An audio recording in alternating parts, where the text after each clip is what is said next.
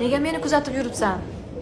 Men seni kuzatib yurganim yo'q. Anton ismli bu odam bilan Parijda mana shunaqa dahshatli voqea sodir bo'ldi. Antonning aytishiga ko'ra, kun davomida uni orqasidan mana shu shubhali odam kuzatib yurgan. O'zini himoyalash maqsadida esa har bitta bo'layotgan voqealarni videoga olibdi. Voqeaning davomida Anton bu shubhali odamdan qutulish maqsadida metroning eshigi ochilishi bilan bekatdan yugurib chiqib ketadi. Bekatdan chiqqach esa u odamni izidan aralashtirish maqsadida bitta joyda yashirinib, uni ketishini kuzatib turadi. Biroz vaqt o'tgandan keyin u shubhali odam ko'zdan nari bo'lganida Anton bu odamdan qutuldim deb o'ylab uyiga ketishga qaror qiladi va bu ish bilan katta xatoga yo'l qo'yadi. Chunki ertasi kuni Anton liftdan uyiga chiqayotganida uni mana shu narsa kutib turgan edi.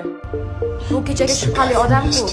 U boshqa qavatda turibdi. Bundan juda ham qo'rqib ketgan Anton uyiga tez kirib eshiklarni yopadi va to'satdan eshik taqillaganini eshitib qoladi. Eshikni ko'zidan tashqariga qaraganida esa u mana shu narsalarni ko'radi.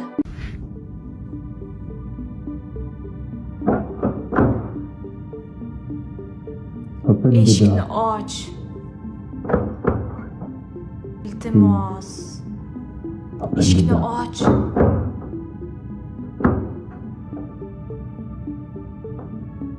Iltimos.